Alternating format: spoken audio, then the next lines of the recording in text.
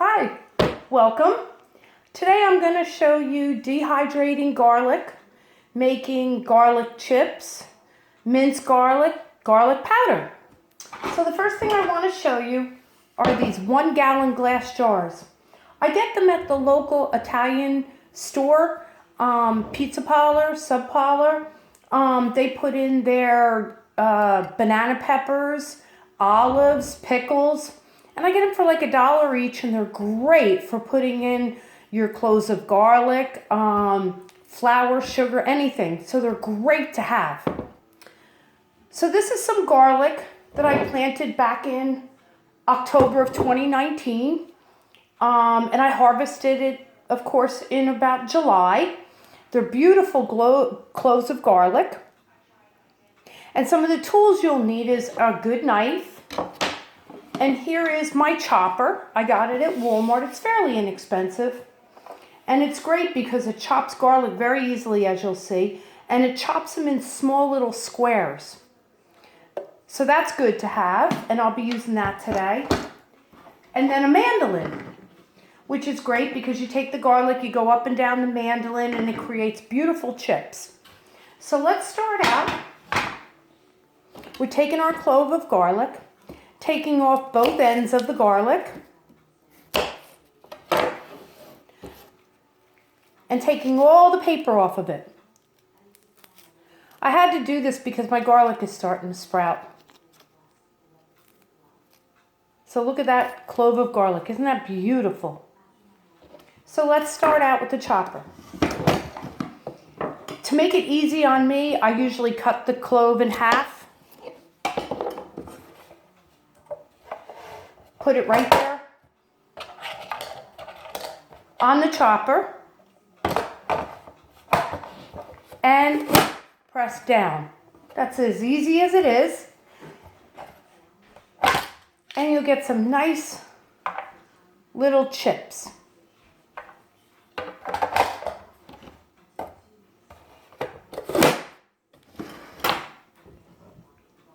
Grab another piece of garlic. Cut off my ends.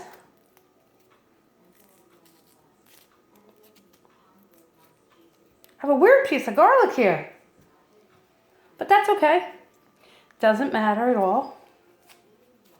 Just like I said, make sure you get all the paper off because you don't need paper in your garlic. This was weird. Look at this piece.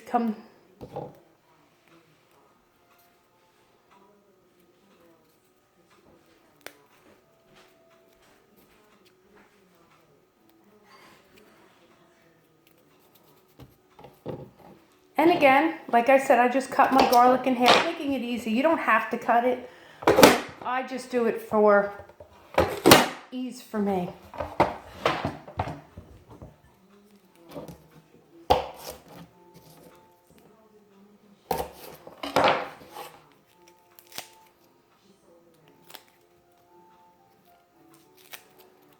So how's everybody doing? Hopefully everybody's doing great. I'm working on some new things to try. I'm trying to grow Swiss chard, different things like that. Everybody getting ready for the holidays? I can't wait. I love Christmas. Love Christmas very, very much.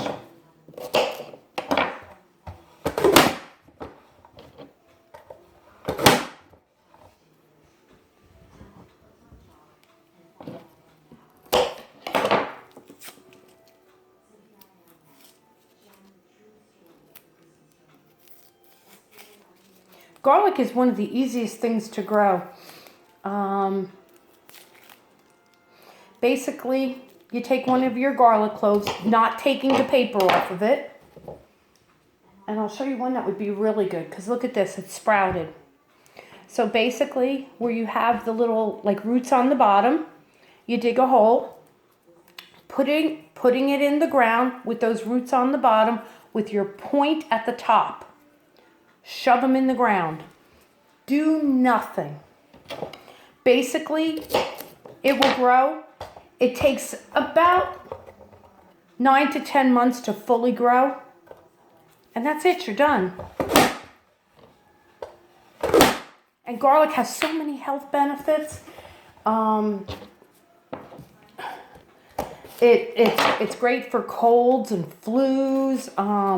You could make oils with it. You could ferment your garlic, giving you a lot of probiotics.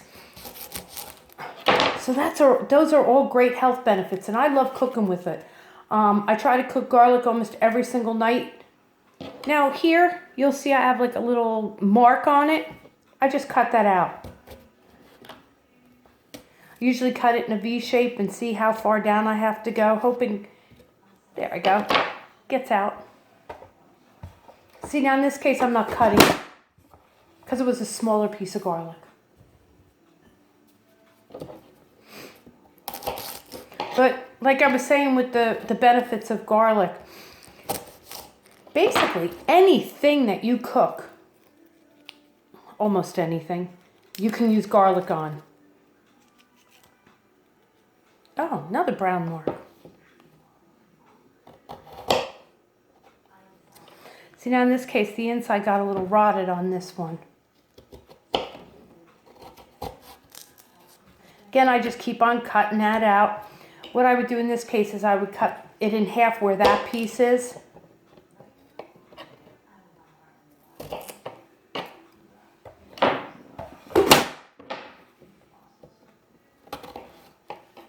Would you like to take a tour of my root cellar? I'd be happy to show it to you. Maybe after this video. So here I got quite a bit of garlic chips done.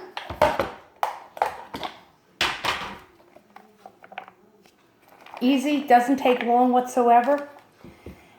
And there's two ways of doing this. You could do this in the dehydrator, or you could put it in the oven if you don't have a dehydrator. Put it on your oven's lowest setting, if you can get it down to 135. If not, whatever your lowest setting is, you just have to watch it to make sure that it doesn't get really browned. If it gets brown, it's not as good. You want to try to keep it to its as natural look as possible. So let me show you how I do my dehydrating of my garlic chips. And excuse me, I didn't mean to say garlic chips. I'm making minced garlic. So here are my dehydrator trays. And again, like I showed you in one video, I used the little parchment paper on it. And I just spread them all out.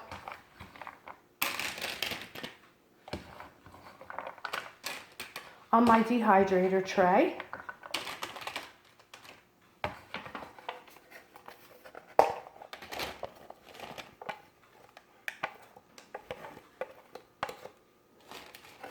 Now the same process is done basically with onions also. I make my own onion powder, onion chips, all different things.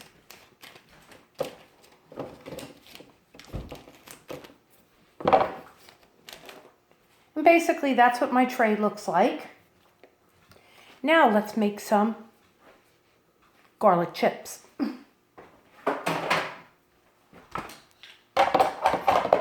So I'll put my chopper off to the side. And here is my mandolin. Basically it has a little thing right there. Then it comes with different size graters. I don't like mine too thick, so I use the medium cutter. And it pretty much says right there, if I could see. Yep, medium slicer. And your mandolin comes with a little tray that's so you don't get your fingers hurt. And you have to watch out with a mandolin. You can get hurt very easily. Slice off the top of a finger. So you want to make sure you always use your little handy dandy tool that you have right here. So let's take another piece of garlic. Again, cutting off both of the ends.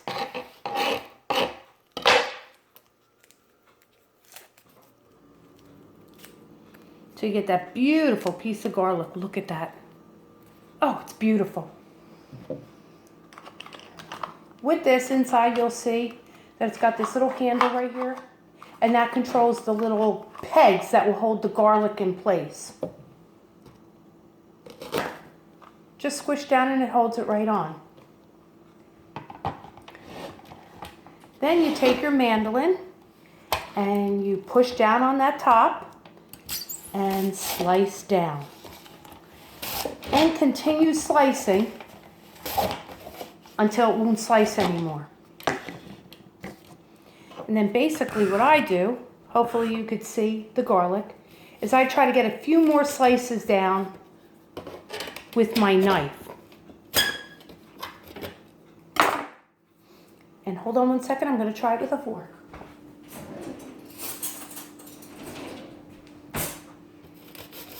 Forks work better.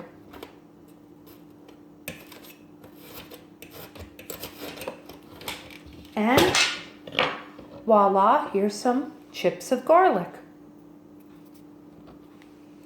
I love my garlic chips. What I would do then is I would slice them lengthwise so that my chips are like that rather than one big piece.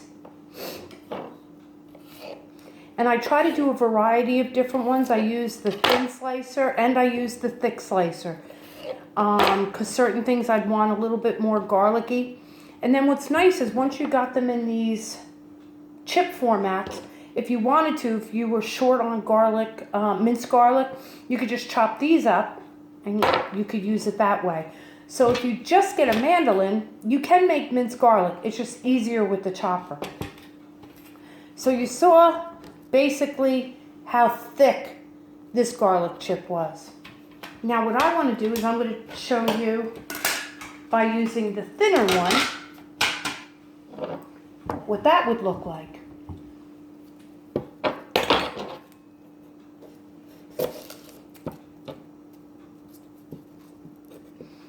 I planted about 45 garlic cloves this year.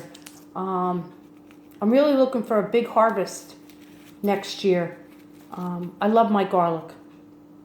And I love growing it. It's so easy, like I said. How can you go wrong when you really don't have much to do with it? This one's got some marks on it, so I have to take off the marks.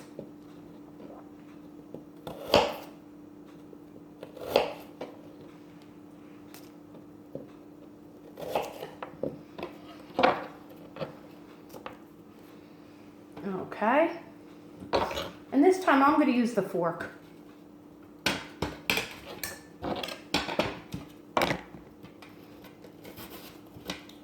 I hope you've liked my videos, and as I've always said, if you like the content I show you, please hit subscribe and the like button, comment.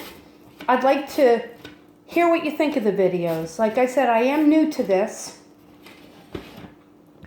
So when you use the thin, it comes out really paper thin, which can be really nice at times if you're doing like a stir fry and you want these thin little pieces. So I try to do a variety of different ones so that I have a variety of different garlic around the house.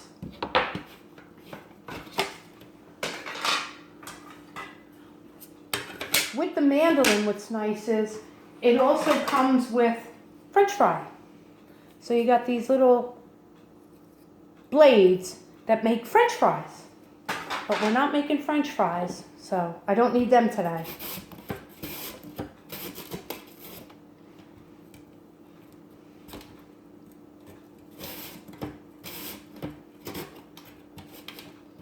And that last one I did was super thin.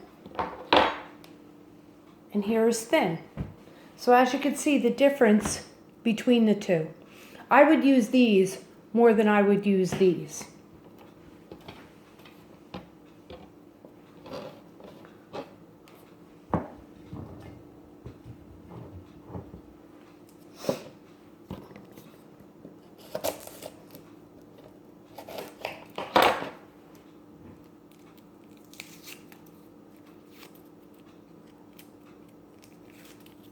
And I'm just peeling the garlic. And I'll show you one more. And then maybe I'll take you downstairs to my root cellar and show you what the root cellar looks like. I'm going to keep it at thin because, like I said, I do use more thin than I use thick. And see how easy and quick? Again, I was very lucky. We have a local flea market in town. And I got this mandolin for $3. How can you go wrong? You can't. So here's all my garlic chips. Let me get another dehydrating tray.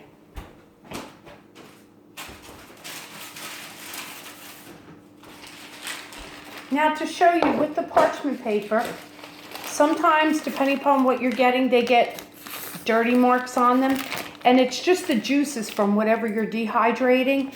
And I tend to use these again. It doesn't change anything.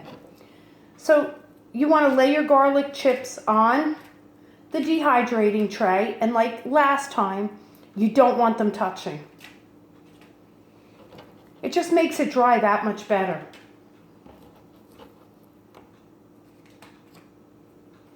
Hey, you get out of there. I had paper on top of some of my garlic here.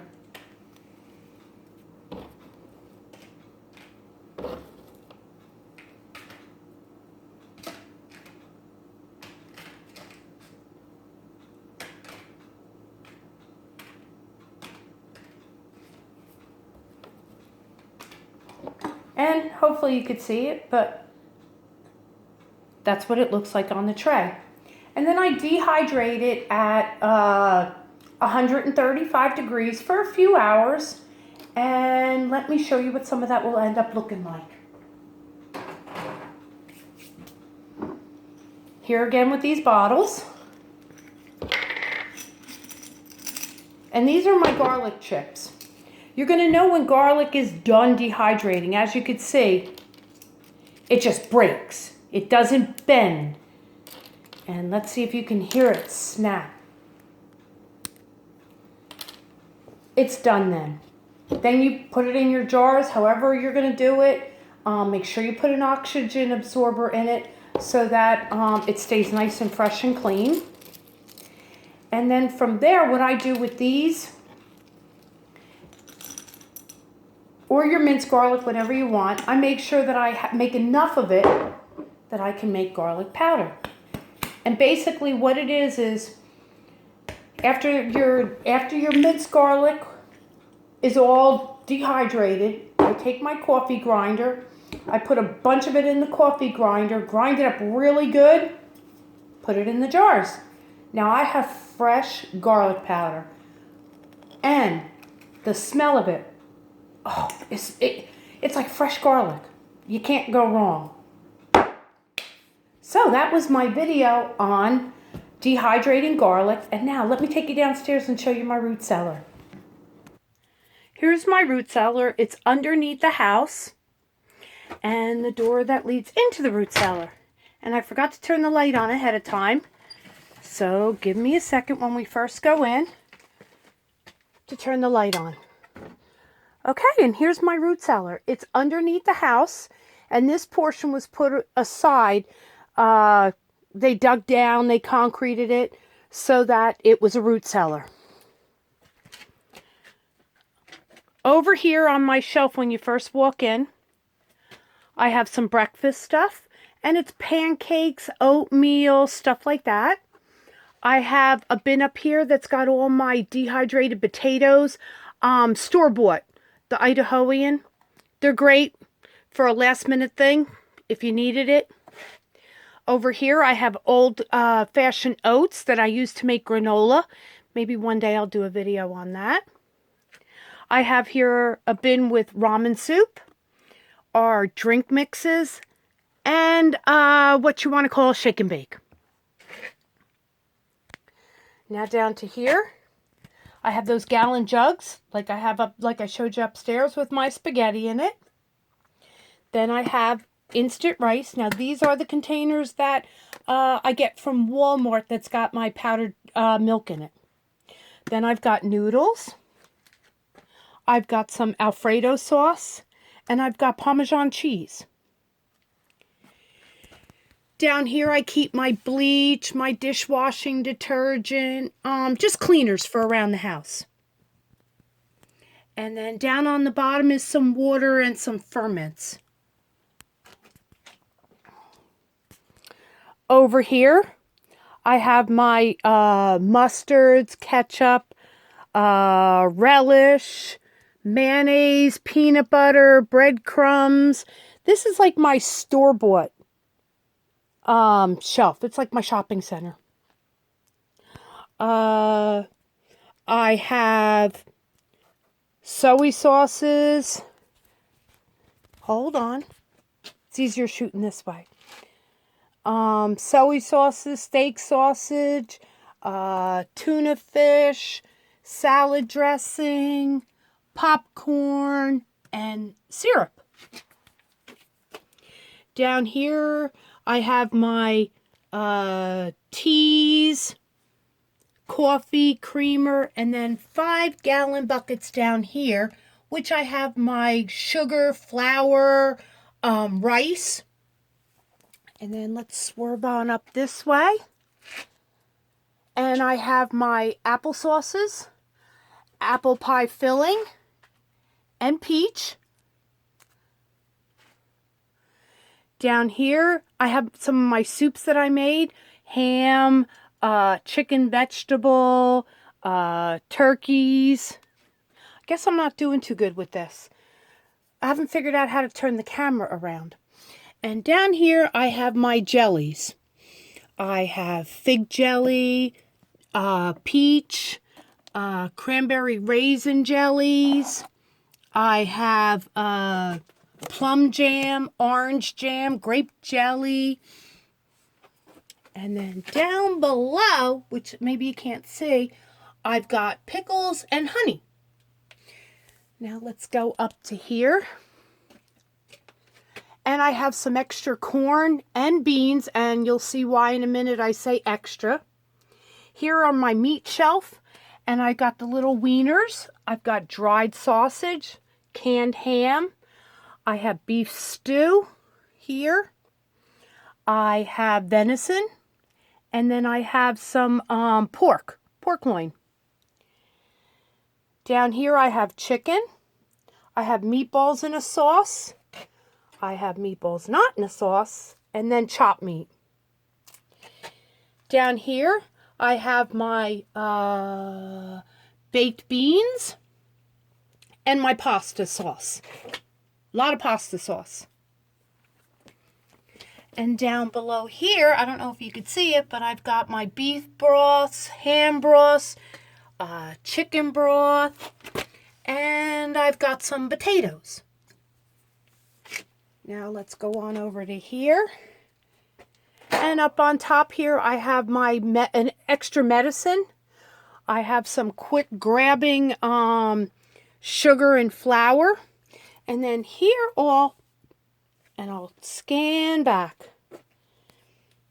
I have all my spices, sugar packets, coconut lard, and butter, and regular pork lard. Now you'll see why I say my extra vegetables.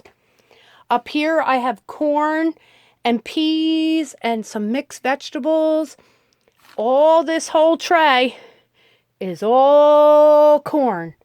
And then I've got 3 trays, 3 racks of just half-runner beans. We love half-runner beans.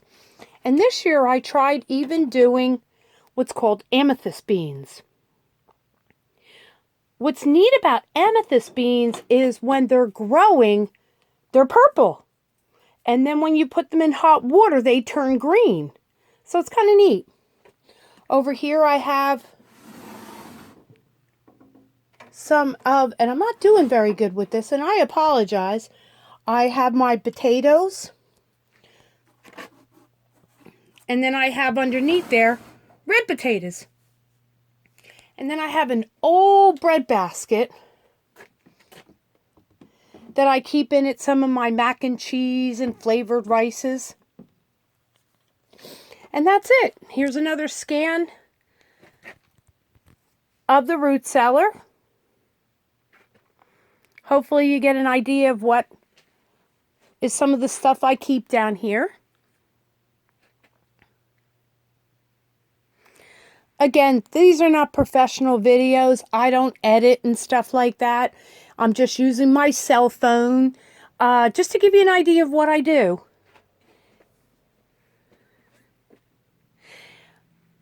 Again, please subscribe to my channel if you like the content. Give me a thumbs up and leave a comment. Thanks again, and I hope you enjoyed this video. Bye-bye.